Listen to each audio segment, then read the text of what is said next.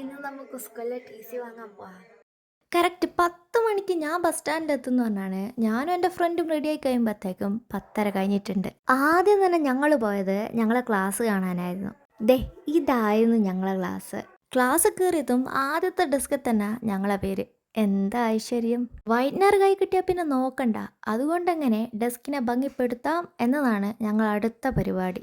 ഞങ്ങൾ എന്നും സീറ്റിനടിയായതുകൊണ്ട് ചില ഡെസ്കുകളിൽ പ്രത്യേകം പേരിൽ ഞങ്ങൾക്ക് സീറ്റുകൾ തന്നെ ഉണ്ട്. അങ്ങനെ സംസാരിച്ചെല്ലാം കഴിഞ്ഞ് ഞങ്ങൾ ടി.സി വാങ്ങാൻ ഇറങ്ങി. ഇത്ര നേരം വരെ നല്ല കാലാവസ്ഥയായിരുന്നു. ഇറങ്ങാനാവുമ്പോഴത്തേക്കും മഴ തുടങ്ങി. അങ്ങനെ തീരെ പ്രതീക്ഷിക്കാണ്ട് എൻ്റെ ഒരു ഫ്രണ്ടിനെല്ലാം കണ്ടു. പിന്നെ ഞങ്ങൾ നേരെ വിട്ടു ഫലൂദയിൽ ഒരു കേക്ക് ഓർഡർ ചെയ്തിരുന്നു, അതൊന്ന് കാണാൻ വേണ്ടിയിട്ട്. അങ്ങനെ അതെല്ലാം കഴിഞ്ഞ് ഞങ്ങൾ പോയി ബർഗർ ലോഞ്ചിൽ നിന്ന് ഒരു ബർഗർ കഴിക്കാൻ നോക്കുമ്പോൾ അവിടെ ബർഗർ ഇല്ല. അങ്ങനെ ഒരു മന്തിയല്ല ഓർഡർ ചെയ്തു. ഹാഫ് മന്തിയൊക്കെ മതിയാവുമെന്നൊരു ഡൗട്ട് ഉണ്ടായിരുന്നു. പക്ഷെ ഞങ്ങൾക്ക് ആർക്കും കപ്പാസിറ്റി ഇല്ല. ബർത്ത്ഡേ ആൾക്ക് പ്രത്യേകിച്ച് ഗിഫ്റ്റ് ഒന്നും കൊടുക്കണ്ടെന്ന് വിചാരിച്ച് നടന്നപ്പോഴാണ് നമ്മളൊരു ഗിഫ്റ്റ് ഷോപ്പ് കണ്ടത്. വെറുതെ ഒന്ന് കയറിയൊക്കെയെന്ന് വിചാരിച്ചതും ഏച്ചി ഭയങ്കര സപ്പോർട്ട്.